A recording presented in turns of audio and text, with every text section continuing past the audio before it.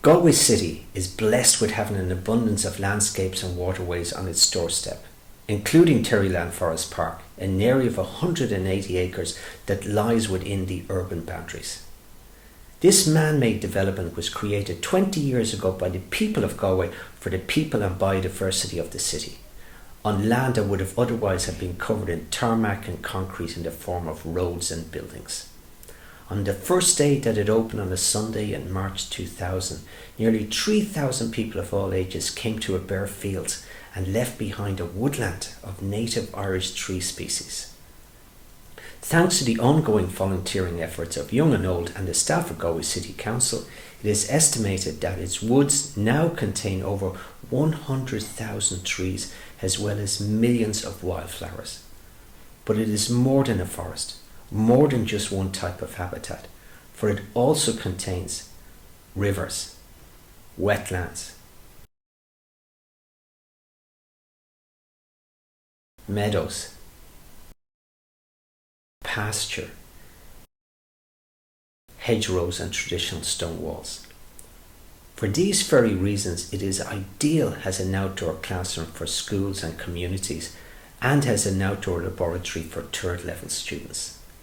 Its very existence has meant that it has become a magnet for flora and fauna, which are recognised in a series of large posters that provide scientific and folklore information for visitors to the park, including on mammals, birds, butterflies and moths,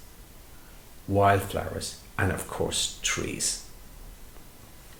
As far back as 1995, local community activists saw the urgent need in a growing urbanised world to reconnect with the rest of nature.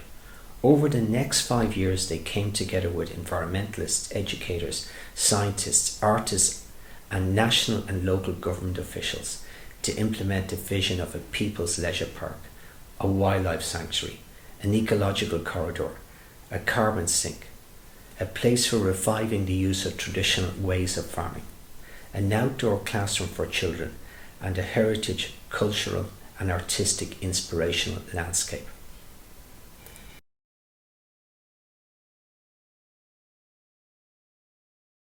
Today the park has a community organic garden of orchards, herbs and vegetables, a sculpture trail dedicated to the own script, the first alphabet of the ancient Irish Celts that was based on the trees which they held in sacred reverence, a place for the arts, a location for using once again old farming ways that are more beneficial to the soils.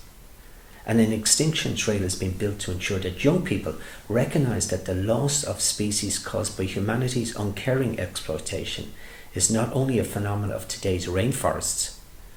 with wooden signage and stone carvings paying homage to the wolf, the bear, the wild boar and other fauna that once roamed the lands that are now Galway. We are living in a time when education has been radically transformed. Due to COVID-19, there has been a dramatic shift worldwide towards promoting what is referred to as blended learning, a combination of traditional classroom-based programs with online education materials and online people interaction. However, this movement would in itself be a backward step, as it leaves out the overwhelmingly scientific, medical and social benefits that accrue to young people learning from the ultimate teacher and laboratory that is the natural world. So much science is local, and almost half of our body cells are non-human, being replenished in the great outdoors. Cutting ourselves off from the rest of nature is undermining our well-being and reinforcing a worldview that treats biodiversity as a commodity, provides no understanding of its workings, and leads to the problems that humankind is suffering from today, namely the climate crisis, biodiversity loss and pandemics. Going back to the Garden of Eden is where it has to be. Of course, there are serious challenges that need to be faced up to, particularly in relation to litter and other antisocial activities in green public spaces in Galway City, including Terryland. But hopefully, now with increased awareness by policymakers and the general public of the importance of bringing the jungle back into our everyday urban lives,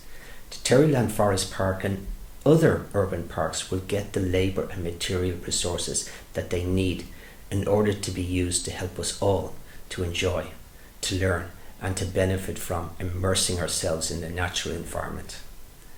So finally, if you are a science, engineering, medical or arts student or staff member of NUI Galway or GMIT, please consider the urban green and blue areas of our city as a location for your research projects.